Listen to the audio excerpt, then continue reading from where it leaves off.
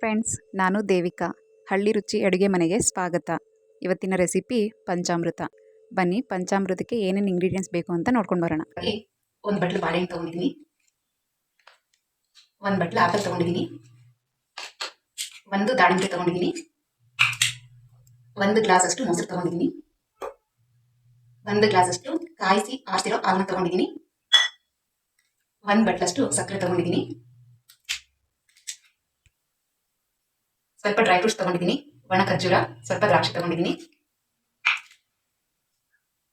2 spoon ತುಪ್ಪ ತೊಗೊಂಡಿದ್ದೀನಿ. ಬನ್ನಿ ಈಗ ಮಾಡೋದು ಹೇಗೆ ಅಂತ ನೋಡ್ಕೊಂಡು ಬರೋಣ. ಮೊದಲನೇದಾಗಿ ಒಂದು ದೊಡ್ಡ ಬೌಲ್ ತೊಗೊಂಡಿದ್ದೀನಿ. ಬೌಲಿಗೆ ಬಾಳೆಹಣ್ಣು ಹಾಕೋತಿದ್ದೀನಿ, ನಂತರ ಸೇಬು ಹಾಕುತ್ತಾ ಇದ್ದೀನಿ, ನಂತರ ದಾಳಿಂಬೆ ಹಾಕುತ್ತಾ ಇದ್ದೀನಿ, ಡ್ರೈ ಫ್ರೂಟ್ಸ್ ಹಾಕ್ತಾ ಇದ್ದೀನಿ, ಸಕ್ಕರೆನ ಸೇರಿಸ್ಕೊತಾ ಇದ್ದೀನಿ.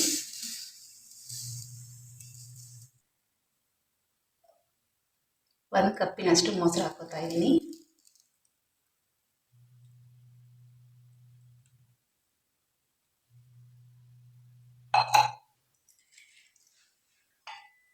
ಈಗ ನಿಧಾನವಾಗಿ ಮಿಕ್ಸ್ ಮಾಡ್ಕೊಳ್ಳೋಣ.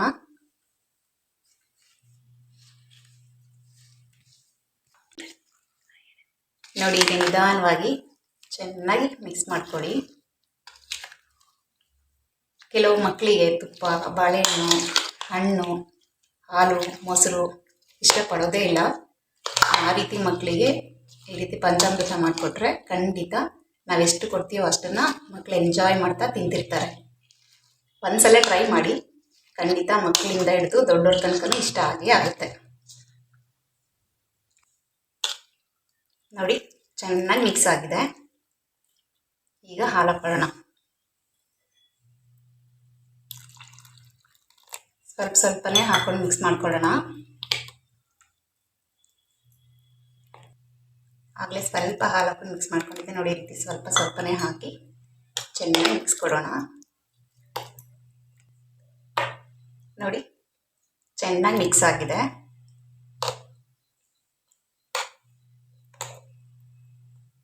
ಬಟ್ಲು ಸ್ವಲ್ಪ ಚಿಕ್ಕದು ತಗೊಂಡಿರೋದ್ರಿಂದ ಹಾಲನ್ನ ಒಂದು ಗ್ಲಾಸ್ ಪೂರ್ತಿ ಹಾಕೋದಕ್ಕಾಗಲಿಲ್ಲ. ಸ್ವಲ್ಪ ಒಂದು ಕಾಲು ಭಾಗದಷ್ಟು ಹಾಲನ್ನ ಉಳಿಸಿದ್ದೀನಿ ನಾನು. ನಿಮಗೆ ಬೇಕು ಅಂತಂದರೆ ನೀವು ಯಾವ ರೀತಿ, ನಿಮಗೆ ಎಷ್ಟು ಕನ್ಸಿಸ್ಟೆನ್ಸಿಲಿ ಬೇಕಾಗುತ್ತೆ ಇದು, ಆ ರೀತಿ ನೀವು ಹಾಕ್ಬೋದು. ಈಗ ತುಪ್ಪ ಹಾಕೋತಾ ಇದ್ದೀನಿ.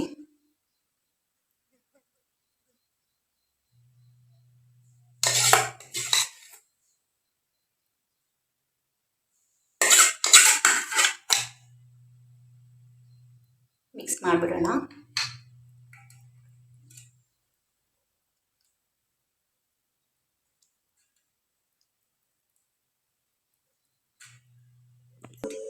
ಎರಡು ಸ್ಪೂನ್ ಜೇನುತುಪ್ಪ ಹಾಕೊಳ್ಳೋಣ.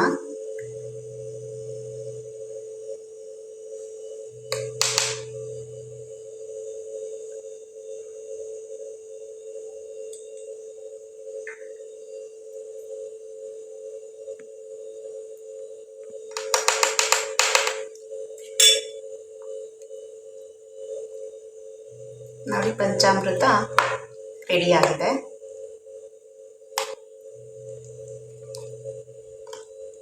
ಈ ವಿಡಿಯೋ ನಿಮಗೆ ಇಷ್ಟ ಆಗಿದ್ರೆ ಒಂದ್ಸಲ ಟ್ರೈ ಮಾಡಿ. ಖಂಡಿತ ಈ ಟೇಸ್ಟ್ ಇಷ್ಟ ಆಗೇ ಆಗುತ್ತೆ. ಈ ರೆಸಿಪಿ ನಿಮಗೆ ಇಷ್ಟ ಆಗಿದ್ರೆ ಲೈಕ್ ಮಾಡಿ, ಕಮೆಂಟ್ ಮಾಡಿ, ಶೇರ್ ಮಾಡಿ, ತಪ್ಪದೆ ಸಬ್ಸ್ಕ್ರೈಬ್ ಮಾಡ್ಕೊಳ್ಳಿ. ಧನ್ಯವಾದಗಳು.